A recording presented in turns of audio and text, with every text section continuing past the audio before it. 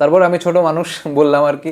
এখন যাই হোক, এটা আপনারা সিনিয়ররা যেটা ভালো মনে করেন, বাট আমার মনে হয় যে ঐক্যের ভিতরে থাকাই বেটার অপশন। আসসালামু আলাইকুম রহমতুল্লাহি বরকাতু। সচরাচর আমি এরকম ভিডিও বানাই না, তবে আজকে ভিডিওটা বানানোর উদ্দেশ্য হচ্ছে কালকে যেহেতু সংবাদ সম্মেলন হয়েছে ঐক্যজোট নিয়ে, আর সেই সংবাদ সম্মেলনে চরমনাই সাহেব আসেন নাই, সেই নিয়ে তার ভক্তবিন্দু এবং জামাতের ভক্তবিন্দু দুজনের মাঝে ফেসবুকে অনেক কথা চলতেছে আর কি। আমি যে বিষয়টা খেয়াল করছি সেটা হচ্ছে আজকে আসনের কথা ছেড়ে দিলাম, যে আসন 40টা পাবে কি 50টা পাবে এটা তাদের ব্যাপার, তারা যে সমঝোতা করে। বাট আমার কাছে যে বিষয়টা লাগছে সেটা হচ্ছে শরিয়া আইন নিয়ে তারা অনেক ইয়া করতেছে। এখন কথা হচ্ছে শরিয়া আইন তখন বাস্তবায়ন করা যাবে যখন আপনি ক্ষমতায় যাওয়ার পরে মানুষের মনের মাঝে আপনি ঢুকে যাবেন, তখন কিন্তু শরিয়া আইন বাস্তবায়ন করা সম্ভব।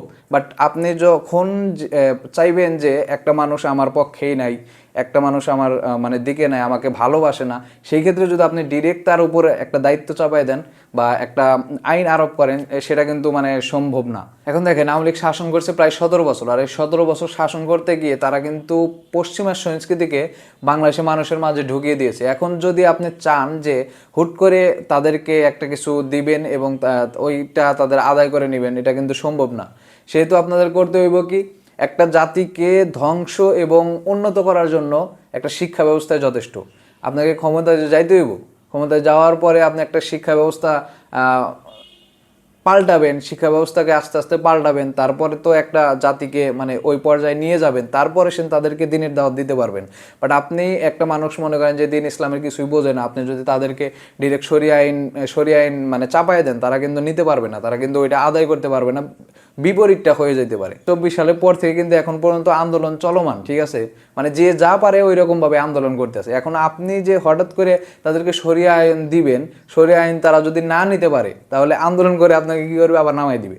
সেজন্য ধৈর্য ধারণ করে শিক্ষা ব্যবস্থাকে পাল্টাইতে হইব।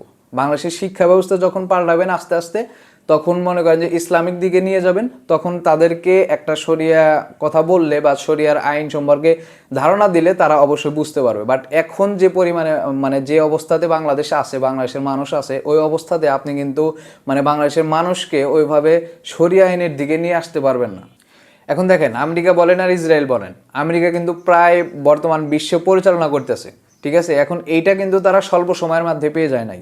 এখন তারা এমনভাবে পুরো বিশ্বের শিক্ষা ব্যবস্থার ভিতরে এমন শিক্ষা ব্যবস্থা ঢুকাই দিছে যে তাদের গোলামি করতে আমরা বাধ্য। সেজন্য কিন্তু তারা বর্তমান বিশ্ব পরিচালনা করতেছে। এখন আপনারা যদি চান হুট করে একটা শরিয়া প্রণয়ন করবেন বাংলাদেশের মানুষের উপর, এটা কিন্তু তাদের মেনে নেওয়া একটু অসম্ভবের দিকেই যায় আর কি। আপনি যদি আস্তে আস্তে সেটাকে শিথিল করে দেন, তাহলে কিন্তু তাদের মেনে নেওয়া সহজ হয়ে যাবে। সেজন্য বলতেছি যে ওকে থাকাই মনে হয় বেটার। তারপর আমি ছোট মানুষ বললাম আর কি। এখন যাই হোক, এটা আপনারা সিনিয়ররা যেটা ভালো মনে করেন, বাট আমার মনে হয় যে ঐক্যের ভিতরে থাকাই বেটার অপশন।